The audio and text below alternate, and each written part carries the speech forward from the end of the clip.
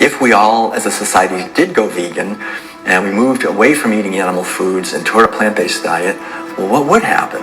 If we didn't kill all these cows and eat them, then we wouldn't have to breed all these cows, because we're breeding cows and chickens and pigs and fishes. We're breeding them, and over and over again, relentlessly. So if we didn't breed them, then we wouldn't have to feed them. If we didn't have to feed them, then we wouldn't have to devote all this land to growing grains and legumes and so forth to feed to them. And so then the forests could come back, wildlife could come back, the oceans would come back, the rivers would run clean again, the air would come back, health would return. Renewable energy infrastructure, such as building solar and wind generators all over our country to reduce climate change, I mean, that's a pretty good idea, but it's projected to take at least 20 years. And at least minimally $18 trillion to develop. Another solution to climate change, we could stop eating animals. And it could be done today. It doesn't have to take 20 years, and it certainly doesn't have to take $18 trillion because it costs nothing. Some people say, well, let's fix CO2 and then we can worry about the methane. Well, that's wrong. It's the other way around. It actually makes sense. Do something about methane because you get a response right away. Quietly and unmistakably, the most powerful thing that someone can do for the environment. No other lifestyle choice has a farther-reaching and more profoundly positive impact on the planet and all life on Earth than choosing to stop consuming animals and live a vegan lifestyle. You don't think we couldn't solve this problem in a heartbeat?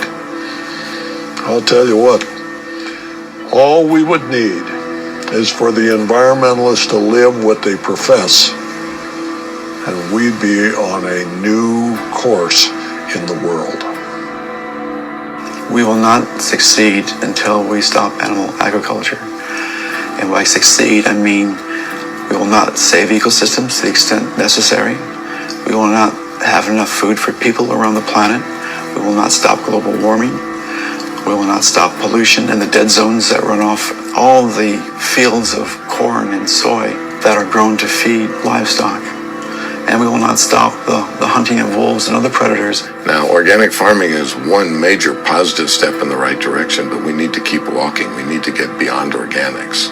We need to get to sustainability. When you take the animal out, well, you also take the greenhouse gas issue out, and you take the food safety issues out, and you take some of the other externalities related to food scarcity out. But one thing that's amazing is, I think you put our values back in. You put values like compassion and integrity and kindness, values that are natural to human beings. You put that in. You build that back into the story of our food. And I think as this begins to progress, I think it also helps people to pause before they eat that egg, before they eat that steak, before they eat that chicken nugget, and ask themselves, is that really what they want? Or do they actually want something more? I had to come to the full conclusion. The only way to sustainably and ethically live on this planet with 7 billion other people is to live an entirely plant-based vegan diet. I decided instead of eating others, to eat for others. At first, like these environmental groups, I was afraid of what it'd mean to change. But now, I embrace it.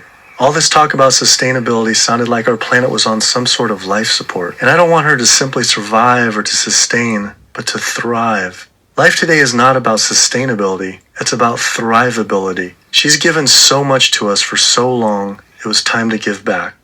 108% of everything we have. It felt good. It was in alignment. And we see this movement not just about providing cheaper, inexpensive food that everyone can have, but also a spiritual move. A move towards understanding who we really are and how we can really connect to each other.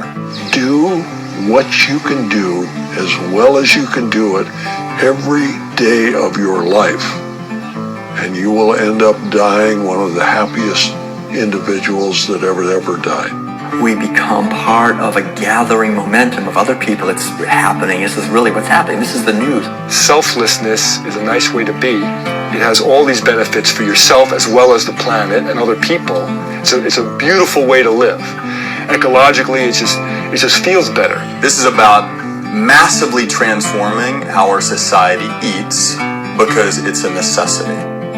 It's acting on what we know and acting kindly and gently on the whole planet and with other people to accomplish the goals of living better. We can do it, but we have to choose to do it. You can change the world. You must change the world.